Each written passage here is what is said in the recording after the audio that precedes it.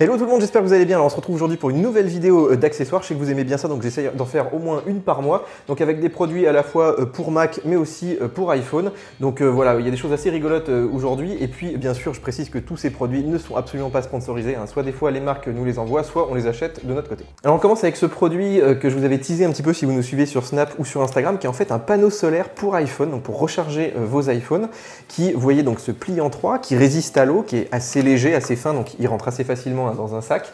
Il est vraiment très pratique et ici donc on a deux prises USB donc sur lesquelles vous pouvez connecter des Android, des iPhones, des iPads. Alors le constructeur nous dit que ça charge jusqu'à 14 watts, en gros 2 téléphones.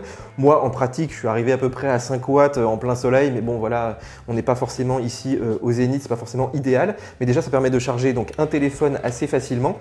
Faut aussi savoir donc que c'est un produit qui coûte à peu près 80 €, donc il faut vraiment en avoir l'usage, mais après tout 80 €, voilà, si on emmène un peu des batteries, on y est quand même assez vite, il est assez vite rentabilisé. Les finitions sont plutôt pas mal. Mon seul regret, c'est qu'il n'est pas livré avec un câble Lightning. Bon, forcément, c'est du micro USB.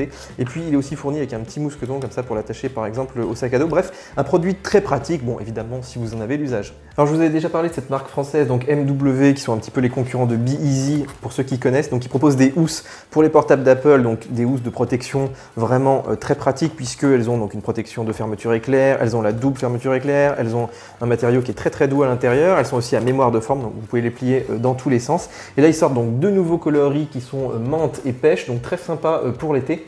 Et tout ça, ça ne coûte qu'une trentaine d'euros.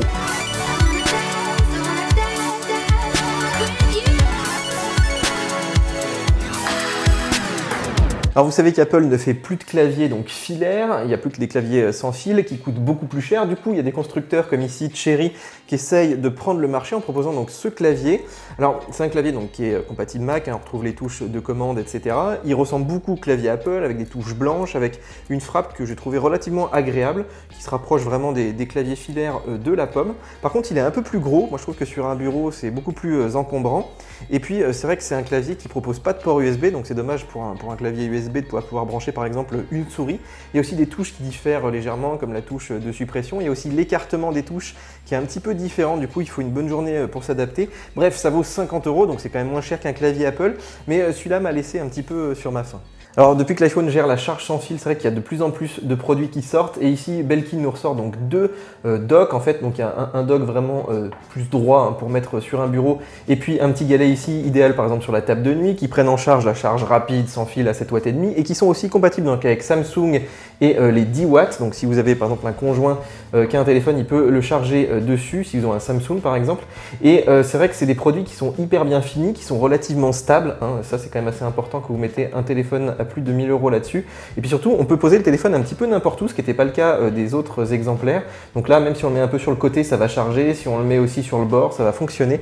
Ça, c'est un vrai atout, parce que moi, ça m'arrivait des fois de me réveiller le matin et d'avoir un téléphone déchargé. Alors, on reste chez Belkin, je vous montre ce petit câble en fait qu'ils ont sorti, qui est assez pratique, puisqu'il permet de brancher du Lightning, donc de l'iPhone, vers une entrée jack, par exemple ce iLoud, ou alors par exemple l'entrée de votre voiture ou de votre chaîne Hi-Fi, donc si vous n'êtes pas équipé par exemple de CarPlay. Donc ça peut être assez utile pour envoyer du son. Par contre, ça coûte une quarantaine d'euros. Alors pourquoi c'est si cher? Parce que ici il y a un petit convertisseur numérique analogique, mais c'est vrai que voilà, moi j'aurais aimé quand même quelque chose d'un petit peu plus accessible, même si c'est vrai que c'est hyper pratique de ne pas avoir d'adaptateur. Bon, on ne pouvait pas terminer une sélection de produits sans un dock, et là franchement, alors jusqu'à présent j'utilisais le Hutu, c'était vraiment mon petit chouchou, mais là celui-là il l'a vraiment remplacé complètement, puisque c'est un modèle donc de Hasdom qui propose donc plusieurs ports USB, il y en a 3 en façade, donc comme sur le Hutu.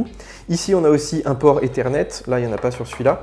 On a aussi un port HDMI, un port d'alimentation, on a 2 ports donc SD, micro SD, et puis on a aussi une entrée ligne, ça c'est vraiment très rare sur un dock, puis on nous l'a enlevé sur Mac il y a un petit moment, et surtout il ne coûte qu'une cinquantaine d'euros, donc par rapport à tout ce qu'il y a dessus, je trouve ça vraiment intéressant, et les finitions sont vraiment exemplaires. Enfin là ça fait déjà quelques semaines que je l'utilise, et vraiment il n'a pas de défaut majeur, à part qu'il chauffe un petit peu, surtout si vous lui mettez l'alimentation, mais sinon il est vraiment très bien construit. Bref, Hasdom, voilà ma nouvelle référence pour les docks USB-C. Voilà les amis, c'est déjà terminé. Alors je vous rappelle que tous les liens sont donc juste en dessous de la vidéo. N'hésitez pas aussi à me poser des questions dans les commentaires, j'y répondrai avec plaisir.